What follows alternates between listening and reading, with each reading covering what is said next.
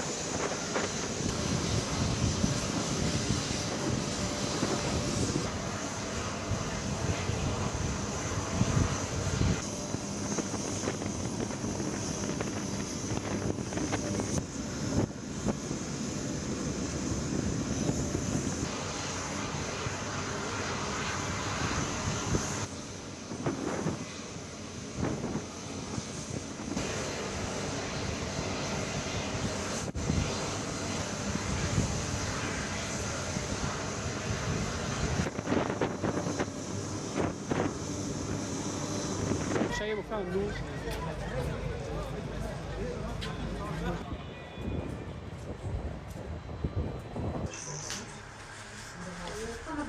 ماشي فعلا.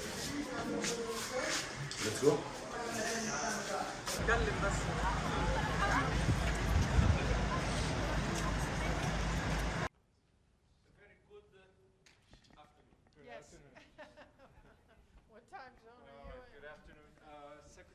Some remarks and then he will take some questions.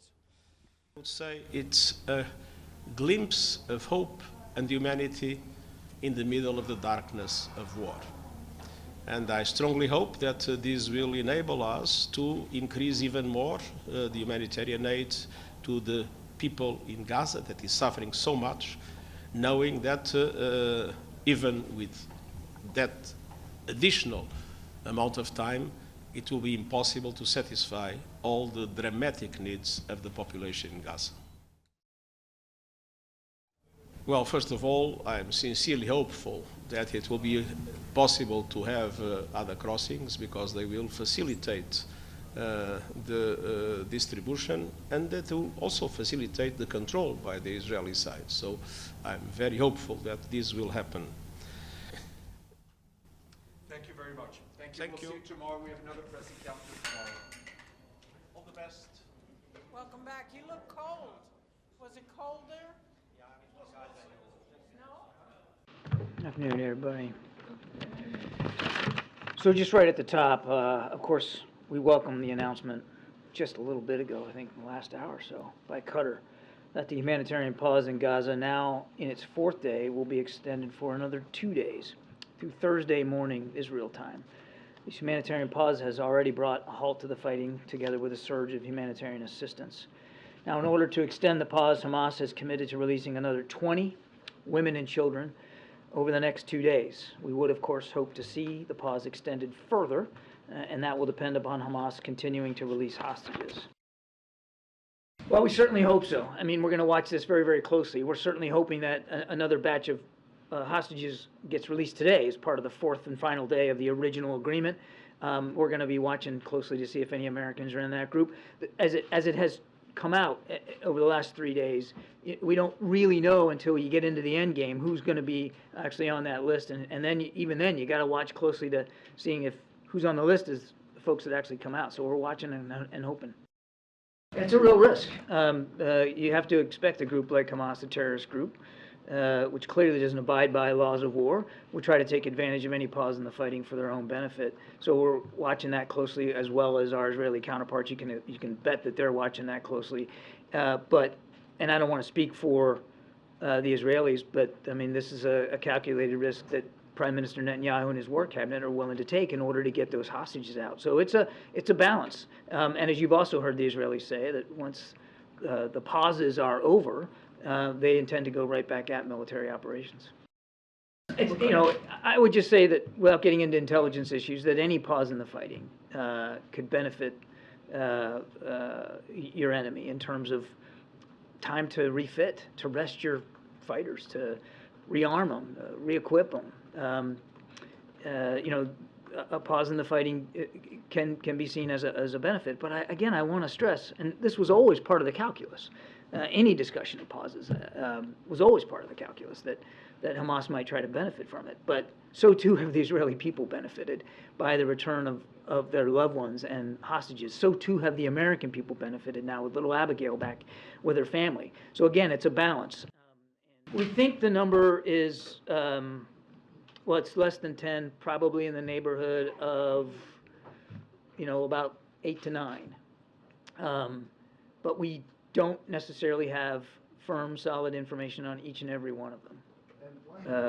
We're going to keep working for an extension to the pause again. Absolutely, that's what we want. We want to see all the hostages out, and this is the best way to get them out. The Israelis have been pretty clear that once the pauses are complete and the hostage exchanges are over, that they intend to continue their military operations against Hamas. I think it's a safe assumption. I mean, they were taken against their will and in violent circumstances, that this had to have been a harrowing experience for them. We also have to assume that the conditions in which they were being held were obviously less than ideal. The president understands that there's strong feelings here on multiple sides. He understands that. He respects that.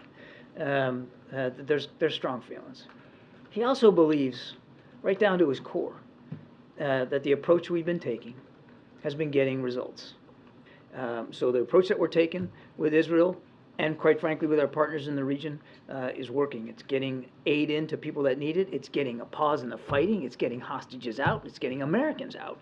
And quite frankly, we continue to urge, and will continue to urge, the Israelis, as they conduct military operations, to do so with the utmost care for innocent civilian life.